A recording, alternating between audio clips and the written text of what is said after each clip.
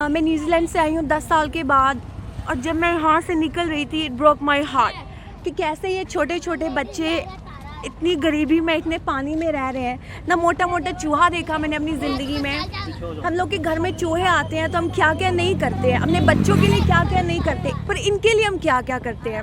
Government हमसे इतना tax लेती है, कहाँ जाता है वो पैसा?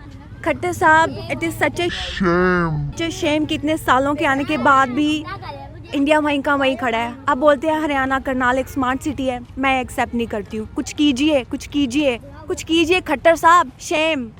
इनको क्या, इनको जीने का हक नहीं है क्या? इनको साफ पानी का हक नहीं है?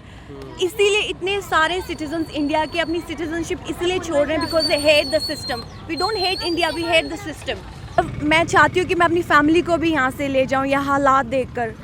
बस महंगाई बढ़ी है और डेवलपमेंट कुछ भी नहीं है। आज भी सड़कों में गड्ढे हैं। नमस्कार दोस्तों, मेरा नाम है दर्पण और आप देख रहे हैं IBN 24 न्यूज़। दोस्तों, आप तस्वीरों में एक जो युवती हैं उनको देख सकते हैं और बता दें ये युवती जो है न्यूजीलैंड से आई हैं, लेकिन बता दें ये करनाल की ही रहने वाली हैं और 5 साल बाद ये वापस जब करनाल शहर आई तो करनाल शहर को देखकर हैरान रह गई कि आज भी 5 साल बाद भी करनाल शहर में कोई बदलाव नहीं हुआ है। और अपनी बात रखना चाहती हैं CM साहब के सामने, क्योंकि जो तस्वीर इन्होंने देखी वो थोड़ी मैं आपको पहले दिखा देता हूं। ये तस्वीर इन्होंने देखी जहां पर झुग्गियां बनी हुई है, करनाल का सेक्टर 16 है और यहां पर हम पहले भी कई बार आ चुके हैं और कई बार लगातार खबरें कर चुके हैं, लेकिन फ़िलहाल ये अपनी बात रखना चाहती हैं सरकार के सामने कि इन्हें क्या कुछ लगा इतने साल आने के बाद भी। क्योंकि जो लोग यहाँ रह रहे हैं उन्हें तो आदत हो गई है, लेकिन जो लोग इतने सालों बाद आ रहे हैं उनको कैसा लगता है, उनके करनाल शहर का क्या हाल है, तो बात करने की कोशिश करेंगे। मैम, क्या नाम है आपका? मेरा नाम सोनिया है। मैं न्यूजीलैंड से आई हूँ 10 साल के बाद, और जब मैं यहाँ से निकल रही थी इट ब्रोक माई हार्ट कि कैसे ये छोटे छोटे बच्चे इतनी गरीबी में इतने पानी में रह रहे हैं। ना मोटा मोटा चूहा देखा मैंने अपनी ज़िंदगी में। हम लोग के घर में चूहे आते हैं तो हम क्या क्या नहीं करते हैं, अपने बच्चों के लिए क्या क्या नहीं करते, पर इनके लिए हम क्या क्या करते हैं। गवर्नमेंट हमसे इतना टैक्स लेती है, कहाँ जाता है वो पैसा? किसी के पास खाने के लिए नहीं, किसी का गर्मी की वजह से बेहाल है। उनका चूल्हा देखो, उनका चूल्हा तक पानी की वजह से जल भी नहीं रहा है। वो कहाँ खाना बनाएंगे? वो गंदे आप उधर कैमरा कीजिए, वो गंदा पानी पीते हैं और उस गंदे पानी से खाना बनाते हैं। आप कर पाओगे? मैं नहीं कर पाऊंगी। Shem, such a Shem. अब बोलते हैं बेटी बचाओ बेटी पढ़ाओ, ये हमारा India. It is such regressive situation. इतने सालों के बाद भी कोई डेवलपमेंट नहीं है, बढ़ी है तो सिर्फ महंगाई। ये क्या, ये मेरा इंडिया नहीं हो सकता। इतने सालों के आने के बाद भी मुझे लग नहीं रहा कि मैं अपने इंडिया में। साल बाद आप मतलब कितने साल बाद आए हैं आप? मैं पूरे 5 साल बाद आई। 5 साल बाद रहने वाले करनाल के ही हैं? बिल्कुल सामने ही, सेक्टर सामने ही रहते हैं। तो इतने साल पहले जब आए थे और 5 साल में क्या फ़र्क देखा आपने? नहीं है, और भी ज़्यादा गरीबी, और भी ज़्यादा पानी। आप उनका घर देखें, वो तो बह ही गया है पानी में बिल्कुल। इनके लिए हम क्या कर रहे हैं, क्या कर रहे हैं? मैं गवर्नमेंट से अपील करना चाहती हूँ, जब वोट लेने आते हैं ना तो बस तब फिर बोल के ना चले जाया करें और कुछ करें उनके लिए। जो प्रॉमिस करते हो you should keep your promises. तो बीजेपी गवर्नमेंट तो बोलती है, क्योंकि उनको आए हुए 6-7 साल हो चुके हैं, तो वो तो कहती है कि हमने तो बहुत ज़्यादा मतलब कि उन्नति हुई है, प्रगति हुई है, हमने तो सड़कें बड़ी अच्छी बना दी हैं, हमने तो बड़े बड़े गेट लगा दिए हैं, लाख करोड़ रुपए लगाकर। एक मतलब छोटी छोटी चीज़ों पे पैसे बड़े खर्च किए हैं उन्होंने। तो कहाँ है वो पैसे? ये लोगों के ऊपर कौन ध्यान देगा? क्या ये हमारे देश के सिटीजन्स नहीं है? इनको जीने का हक नहीं है क्या? इनको साफ पानी का हक नहीं है? इसीलिए इतने सारे सिटीजन्स इंडिया के अपनी सिटीजनशिप इसलिए छोड़ रहे हैं because they hate the system. We don't hate India, we hate the system.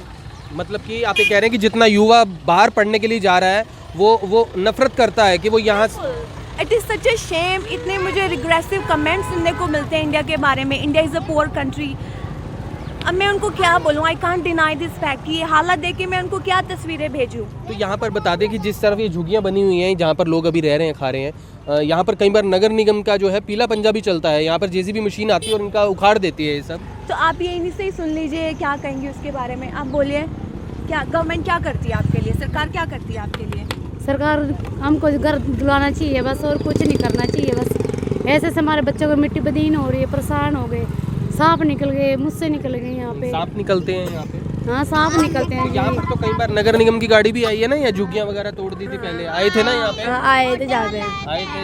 Auto वाला आए आए थे यहाँ पर, सारे झुंगे हटाने आए थे। यहाँ कोई हमारे बर्तन दुलुक तोड़ दिए थे, सब भूखे यहाँ रो रहे थे। था, सब कुछ तोड़ हाँ, दिया था। सब तोड़ा था यहीं है, ये 16 सेक्टर में। कुछ भी नहीं होता, हाँ, कुछ भी नहीं करते हैं, सब आते हैं दे के चले जाते, कोई आता भी नहीं है। इतने इतने सांप दूसरे निकलते हैं पूरे, ये देखियो कोई भी नहीं आता है। तो मैम क्या कुछ बोलना चाहेंगे मुख्यमंत्री जी से, खट्टर साहब से क्या कहना चाहेंगे, इतने सालों बाद आए हैं आप? खट्टर साहब, it is such a shame, it is such a shame कि इतने सालों के आने के बाद भी इंडिया वहीं का वहीं खड़ा है। आप बोलते हैं हरियाणा करनाल एक स्मार्ट सिटी है, मैं एक्सेप्ट नहीं करती हूँ। कुछ कीजिए, कुछ कीजिए, कुछ करोगे तो हम एक्सेप्ट करेंगे। ये बच्चों के लिए कुछ कीजिए। बेटियाँ, ये बच्चे स्कूल नहीं जा पाते हैं, स्कूल तो छोड़ना, उनको अच्छा पानी भी नहीं मिलता है। किसी न किसी को तो खड़ा होना पड़ेगा ना। अगर आप कुछ नहीं कर सकते ना, तो हमें सारी पब्लिक को इकट्ठा होकर इनके लिए फ़ंड रेज करके एटलीस्ट इनको पक्के घर, जो कि एक बेसिक ह्यूमन का राइट है, वो पानी देना चाहिए इनको पीने के लिए। इतनी बीमारियों में ये लोग पलते हैं, बड़े सब यहाँ से गाड़ियाँ जाती हैं, कोई कुछ नहीं करता है। कुछ कीजिए खट्टर साहब, शेम। जी जी जी, तो आप समझ सकते हैं कि उन्होंने अपनी बात कही है और ये बात सिर्फ इन्होंने नहीं, करनाल का हर व्यक्ति जो है ये बात कहना चाहता है। और ये हालात हमने आपको पहले भी कई बार दिखाए हुए हैं, जहाँ पर आप देख सकते हैं कि यही सभी लोग जो है यहाँ रहते हैं। सेक्टर 16, ये सारा सेक्टर 16 पड़ता है और यहाँ से लेकर दूसरी तरफ भी झुग्गियाँ हैं, जिसे 1 साल पहले नगर निगम की गाड़ियों ने आके ध्वस्त कर दिया था। एक आदमी यहाँ पर आकर चाय बेच रहा था, तो उसकी झुग्गी को जो है उन्होंने तोड़ दिया था। वो आदमी बहुत ज़्यादा परेशान था, क्योंकि एक एक फट्टा, एक एक डंडा वो कहाँ से पैसे इकट्ठे करके लगाते हैं, ये लोग वही जानते हैं। और आप समझते हैं कि उन्होंने ये बात साफ तौर पर कह दी है, अगर आप आज बड़े से बड़े किसी भी इंस्टीट्यूट में चले जाएंगे तो आईलेट्स करने वाले बच्चों की भीड़ लगी हुई है। और वो सिर्फ इसलिए लगी हुई है क्योंकि बच्चे बाहर जाके पढ़ना नहीं, बल्कि वहाँ जाकर काम करना चाहते हैं, सिस्टम का हिस्सा बनना चाहते हैं। क्योंकि यहाँ का सिस्टम उन्होंने देख लिया है कि यहाँ पर रहकर उनका भविष्य कितना सुरक्षित है। क्योंकि यहाँ पर जितने भी गाँव के ज़्यादातर लोग, जो आपको बता दें शहर के जो लोग हैं, उनके पास तो फिलहाल इतना पैसे ही नहीं है कि अपने बच्चे को बाहर भेज सकें। गाँव के लोग भी अपनी ज़मीनें बेच कर बच्चों को आईलेट्स करवाते हैं, उसके बाद उन्हें बाहर भेजते हैं। जी मैम, क्या करें? मैं ये कहना चाहती हूँ, मैं जहाँ पर रहती हूँ वहाँ पर इतने यहाँ से पढ़कर, यहाँ की एजुकेशन लेकर वहाँ पे लोग इतना कुछ कर रहे हैं। अगर यही सब फैसिलिटीज़ अगर हमें यहाँ पे मिले, इंडिया कहाँ का कहाँ हो, हम क्यों बाहर जाएंगे? यहाँ से भी आपने देखा होगा कई बच्चे न्यूजीलैंड में आते होंगे पढ़ने के लिए, तो वहाँ काम भी करते होंगे बच्चे। बिल्कुल काम करते हैं, इतना हार्ड वर्क करते हैं। हमारे जैसे इंटेलिजेंस, हमारे जितनी कॉमन सेंस अब पूरे दुनिया में ढूंढ लो, कहीं पे नहीं मिलेगी। पर हमारे जितना अनफॉर्चुनेटली करप्शन और ये इतनी ज़्यादा, मैं I have no words, sorry, please wake up. तो आपको क्या लगता है कि आप इंडिया में तो रहते हैं, लेकिन आप क्या हमेशा सेटल बाहर ही होना चाहते हैं? मैं 5 साल बाद आई हूँ। मैं चाहती हूँ कि मैं अपनी फैमिली को भी यहाँ से ले जाऊँ, यह हालात देखकर। बस महंगाई बढ़ी है और डेवलपमेंट कुछ भी नहीं है। आज भी सड़कों में गड्ढे हैं। क्या सड़कें बनवाई हैं आपने? सड़कें कैसी होती है मैम, हमने तो नहीं देखी अभी। अगर एक भी सड़क में गड्ढा हो ना, वहाँ पर पुलिस वहाँ पर चारों तरफ ऐसे कवरेज करके ट्रैफिक को गाइड करती है, साथ के साथ उस गड्ढे को भरती है। और यहाँ पर बचपन से मैं यही देख रही हूँ, यही झुग्गियाँ देख रही हूँ। वहाँ भी होती हैं? बिल्कुल भी नहीं, ऐसी झुग्गियाँ बिल्कुल भी नहीं होती वहाँ पर। नहीं होती है। मैं कभी भी यहाँ पर वापस नहीं रहना चाहूँगी, just because of the system. तो यहाँ पर आप देख लीजिए, उन्होंने अपनी बात कही है और सिस्टम से इतने ज़्यादा नाराज़ हुई जब 5 साल बाद लौटी, पूरे 5 साल बाद लौटी। और लौटने के बाद उन्होंने देखा कि कैसे जो है वही सब कुछ उन्हें दिख रहा है जो उन्हें 5 साल पहले दिख रहा था। और आप जो है कमेंट बॉक्स में क्या कुछ बताना चाहेंगे, ये आप ज़रूर लिखिए, क्योंकि ये ज़रूरी भी है। क्योंकि अगर इसके बारे में बोला नहीं, लिखा नहीं, तो आप समझ लीजिए यही सिस्टम हमेशा ही बना रहेगा। लेकिन ये बदलेगा कब, इसके बारे में भी कुछ कहना जो है फिलहाल मुश्किल है। तो आपसे प्लीज़ वीडियो को ज़्यादा शेयर जरूर करें। जी मैम, कुछ कहना चाहते हैं? और मैं गवर्नमेंट से जो अपील करनी थी कर दी। आई डोंट नो आप कब जागेंगे, बट मैं आम जनता से, नॉर्मल पब्लिक से सपोर्ट मांगती हूँ इन लोगों के लिए। प्लीज़ आगे आएँ और इन लोगों को जितना ज़्यादा फाइनेंशियली हेल्प कर सके प्लीज़ हेल्प कीजिए। इनको राशन जो भी आप बांटना चाहें सेक्टर 16 में या जहाँ कहीं पे भी आप लोग इनको देखें, please help them. Thank you so much, God bless. तो यहाँ पर जो है फिलहाल आपसे ये भी कहना चाहेंगे कि फ़िलहाल ये तो अपनी मदद के लिए आगे आई हैं, और ऐसे ही आप अपने इलाके में आसपास कहीं भी ऐसे कोई लोग देखते हैं तो आप भी उनकी मदद के लिए आगे ज़रूर आएँ। लेकिन फ़िलहाल ये हम आपको दिखाना चाहते थे कि जब एक व्यक्ति बाहर रहता है, अपने शहर से बाहर जाता है और कई साल बाद वापस आता है तो उससे क्या फ़ील होता है। तो उसी के लिए वो लगातार हमें कॉल्स कर रही थी, जिसके बाद हमने सोचा कि क्यों ना वो अपनी बात कहना ही चाहती हैं